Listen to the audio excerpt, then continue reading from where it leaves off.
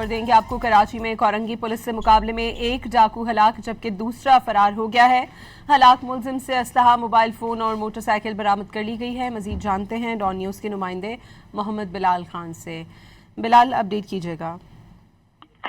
जी बिल्कुल, देखिए थाना कोरंगी इंडस्ट्रियल एरिया पुलिस का डकैत मुलजिमान से मुकाबला हुआ है। एक मुलजिम हलाक और जबकि मुलजिमान के कब्जे से जो है वो असलहा, मोबाइल फोन और मोटरसाइकिल बरामद कर ली गई है।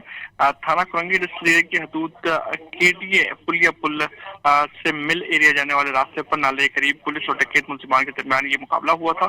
जबकि पुलिस पार्टी दौरान गश्त मुश्तबा मोटरसाइकिल सवार दो मुलजिमान को रुकने का इशारा किया तो मुलजिमान ने पुलिस पार्टी पर फायरिंग शुरू कर दी थी। दो तरफा फायरिंग के तबादले में एक मुलजिम हलाक हुआ है जिसकी शनाख्त असद वल्द शरीफुल्लाह के नाम से हुई है। पुलिस हुकाम की जानिब से बताया गया है कि मुलजिम के कब्जे से एक अदद पिस्तौल, एक मोबाइल फोन और एक मोटरसाइकिल बरामद कर ली गई है। जबकि फरार मुलजिम की गिरफ्तारी की कोशिश की जा रही है और मुलजिम के क्रिमिनल रिकॉर्ड की मालूमात भी हासिल की जा रही है। पुलिस हुकाम का ये कहना है कि वाकये का मुकदमा दर्ज किया जा रहा है और मजीद तफ्तीश की जाएगी।